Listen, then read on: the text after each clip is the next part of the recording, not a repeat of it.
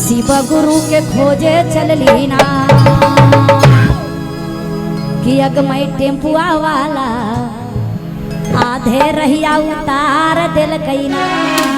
ओकरा भेटा जतई ना दीदी तो बहुत मार मारबे आना तो कियावा वाला के मारबे इतना मार मारबे न कि वही जानता थे। और ताली बजा के अंजू जी तैयार हो जाइए। क्या बात है 1 2 3 4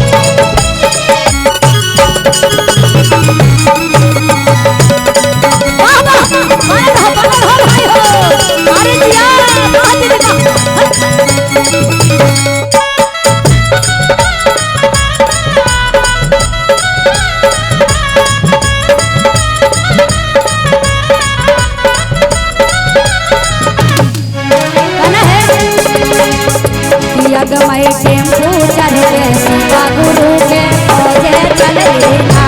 अगमई टेम्पू चढ़ के शिव गुरु खोजे चलली ना अगमई टेम्पुआ वाला आधे रहिया उतार दिल कईना अगमई टेम्पुआ वाला आधे रहिया उतार दिल कईना उतार दिल कईना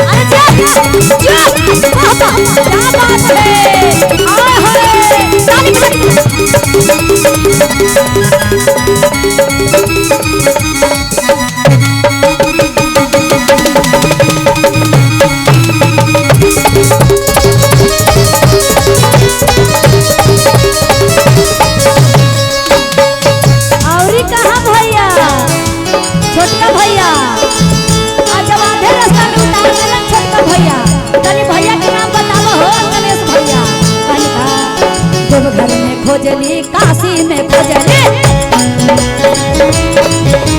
देवघर में खोजली काशी में खोजली और कहाँ लुकल कि अगमई सुइया पहाड़वा पर लुकाल अगमई सुइया पहाड़वा पर लुकाल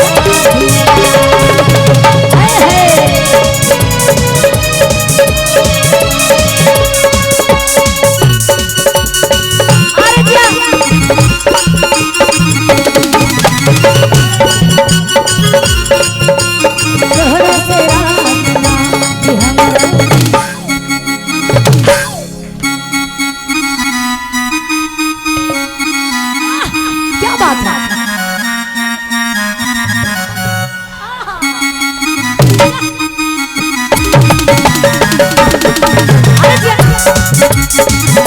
ताली बजाते रहिए आप लोग ताली बजाइए।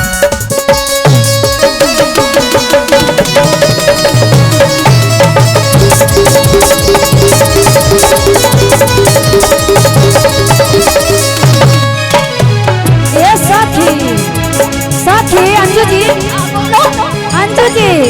तनी मीठा मीठा में औरी कहाँ कहाँ खोजली राजगीर में खोजली काशी में खोजली राजगीर में खोजली बराबर में खोजली और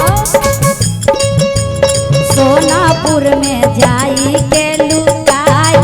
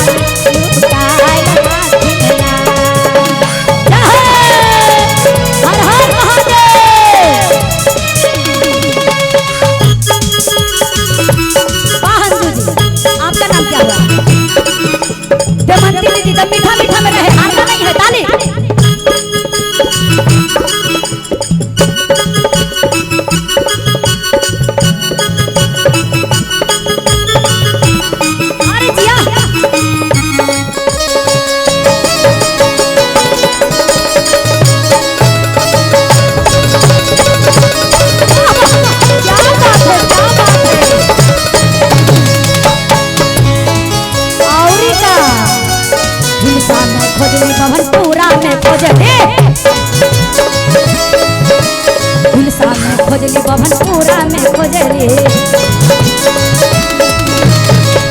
और का यगमय चारा चायस धनवा पर छिपाइल हाथिन ना चारा चायस धनवा पर छिपाइल हाथिन ना आइल हाथिन ना हो छुपाइल हाथिन ना आइल हाथिन ना हो छुपाइल हाथिन ना यगमय टेम्पू चढ़ के सदा गुरु के खोजे चलले ना यगमय टेम्पू चढ़ के सदा गुरु के खोजे चलले ना यगमय टेम्पू चढ़ के सदा गुरु के खोजे चलले ना यगमय टेम्पू चढ़ के सदा गुरु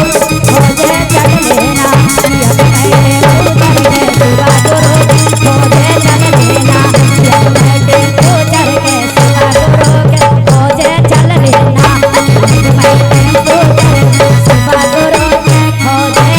चलले। बोलिए शंकर भगवान की, बोलिए साचे दरबार की।